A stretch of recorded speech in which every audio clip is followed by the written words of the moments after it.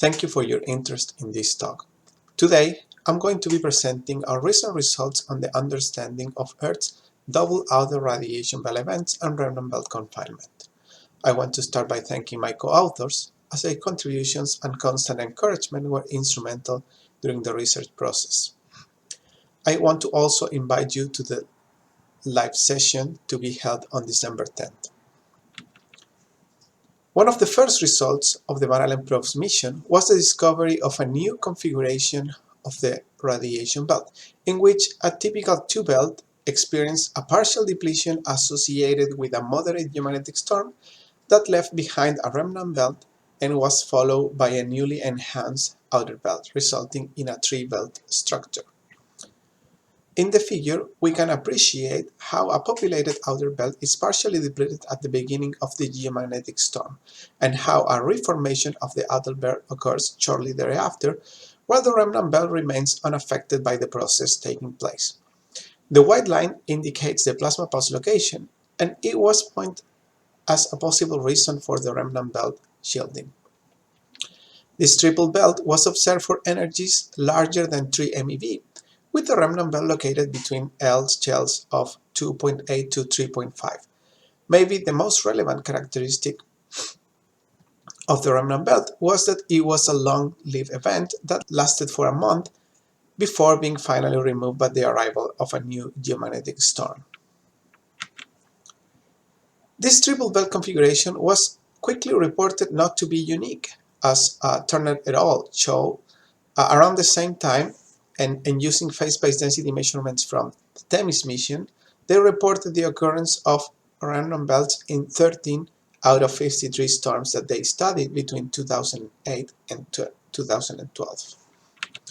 Shortly thereafter, Yuan and Song also reported 8 events from SAMPEX data, in this case 3 out of 110 CMEs and 5 out of 223 CIR-driven storms between the years 1994 to 2003. Despite the difference in occurrence rates between these two studies, which can be attributed maybe to differences in location of the measurements and the instruments themselves, it was clear that the triple belts were expected to occur at least frequently. The in situ measurements provide the Van probes enabled in-depth studies of the triple belt configuration. It was suggested that the partial depletion was due to magnetopulse shadowing plus a second mechanism. It is mostly over the second mechanism that there was some disagreement, with Sprich et al. Suggesting that fast depletion by EMIC waves was the best candidate when modeling the event, as shown in the figure to the left, and with Mann et al. Suggesting that the partial depletion could be modeled simply with outward radial diffusion by ULF waves, as is shown in the figure to the right. As for the longevity of the remnant belt, Thorne et al. Show that the slow decay was consistent with pitch angle scattering by plasmaspheric His, leading to a decay time of 10 to 20 days for energies larger than 3 MeV. It is relevant to mention that most of the research on 3 belt events up to the year of 2017 is summarized in this slide and is all based on the event that occurred in 2012. So, our first objective when we started looking into 3 belt events was to identify how common they were. For that, we used Van probes rep data. We look at energies between 1.8 and 7.6 MeV, and we cover the period between 2012 and 2017. We found 30 events in which a 3 belt configuration could be identified, all of them associated with geomagnetic storms. That corresponds to around 18% of all geomagnetic storms in that time. One interesting finding of this first search was the clear existence of 2 types of events leading to 3 belts that were created either by a fast depletion of an already populated outer belt, such as in the 2012 events or in the event displayed here to the left, or through a slow erosion of the outer belt that created a remnant belt over days or even weeks, which was then followed by an unrelated enhancement or creation of a new external outer belt. We found 18 events to be created and 12 events to have a pre-existing remnant belt already in place. Of course, the occurrence of trivial events is not equally distributed across energies. The 2012 events was only seen for energies larger than 3 MeV, and in general, as can be seen in the top figures, trivial events are measured below 2 MeV and above 7 MeV, but they tend to occur more often than not between the range of 3 to 5 MeV. It is important to note that remnant belt formation and three-belt formations are essentially independent processes, one process of depletion and one process of enhancement of fluxes. And therefore, it's not uncommon, and especially at energies larger than 5 MeV, for remnant belts to exist even when a third belt is not formed at such high energies. From the figure, the main takes are 80% of triple belts are clearly observed at energies of 5.2 MeVs. 90% of the events present a remnant belt between 4.2 and 6.3 MeV, and the location of the remnant belt, as determined by the location of the peak in flux, moves inward as the energy increases.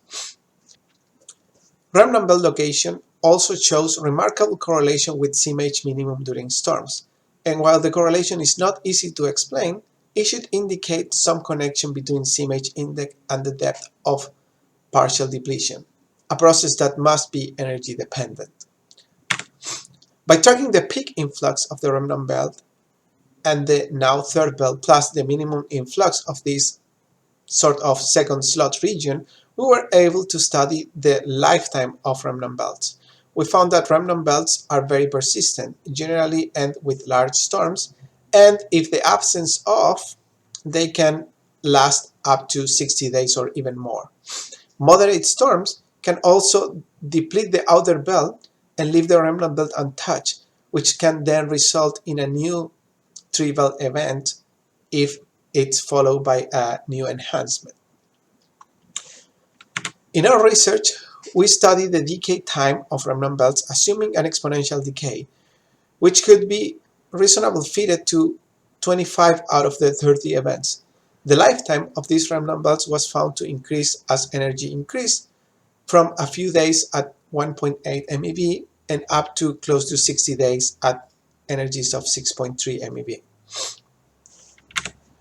We decided to take further our investigation on the decay processes associated with remnant belts, and to do that, we compared the lifetime of these 25 events that show exponential decay with analytical estimates that were made by Morenas et al. In 2017 for his related decay.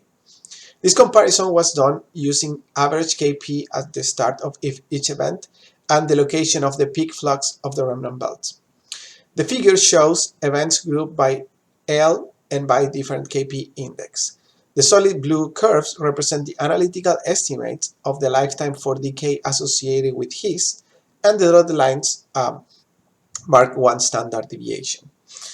A red dashed curve representing estimates of decay from his plus EMIC waves was also added for comparison.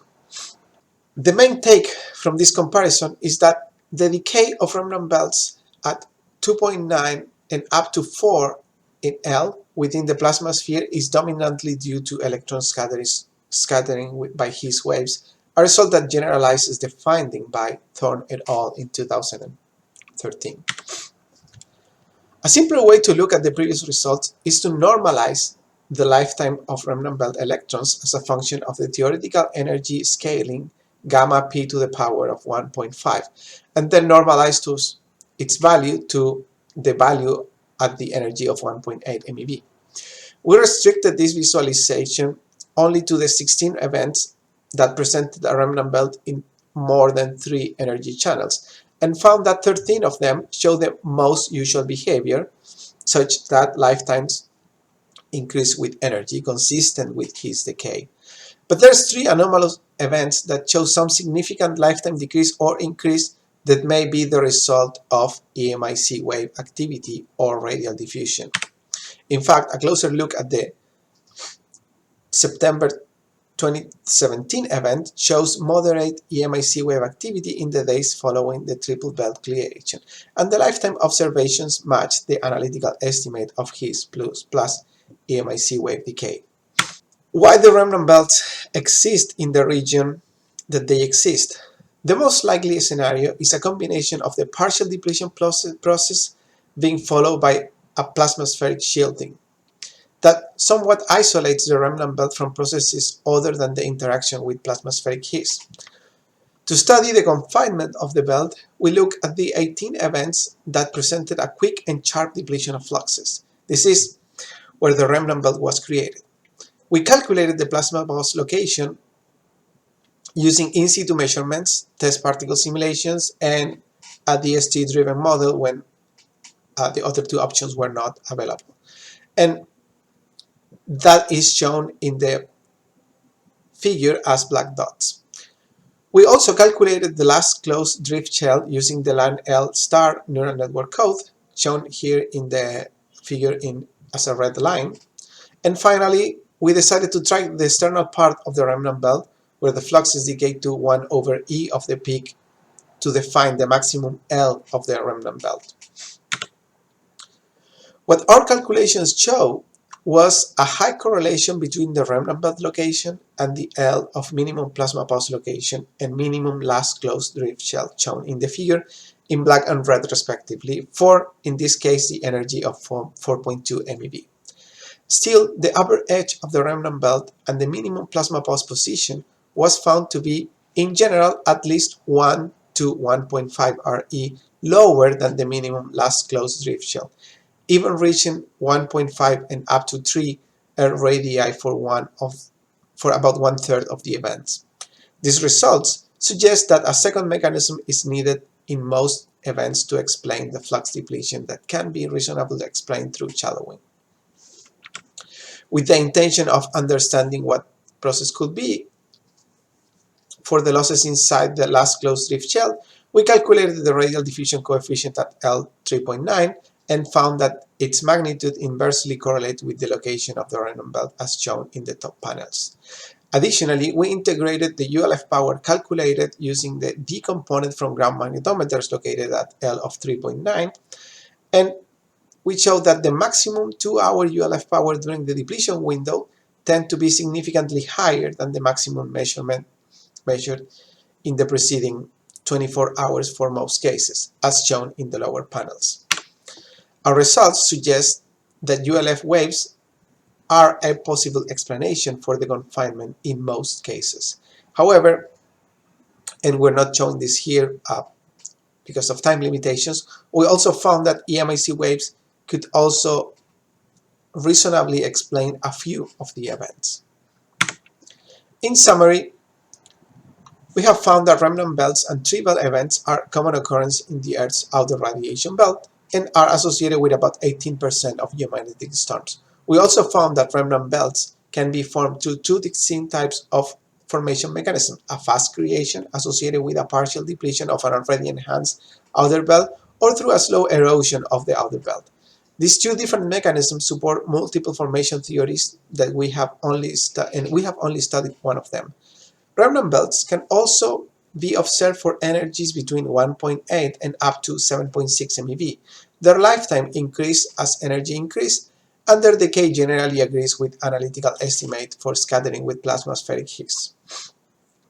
Outward radial diffusion by ULF waves may be crucial for the confinement of ultra-relativistic remnant belts to low L shells, as shown by the ULF wave power and radial diffusion rates coefficients with remnant belts in the upper edge of the last closed drift shell.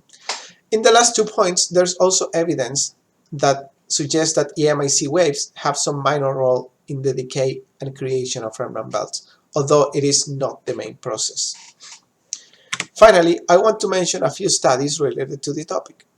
First is the existence of a fourth belt structure. Adam Kellerman et al. In 2014 reported through a combination of simulation and data assimilation techniques the occurrence of a fourth belt structure during the March 24 storm, 1991, geomagnetic storm. Alison James et al. Reported a fourth belt structure in the March 17, 2015 storm in the past AGU fall meeting. Also, there has been a report of sub-MeV remnant belts to be possible, although they are short-lived, and this was shown by Howe et al. In 2020. Although much has been discovered with respect to remnant belts, there are still many aspects that have not been studied, and the implications of their existence has not been really discussed. This will be the focus of my talk during the live session. Thanks for your attention.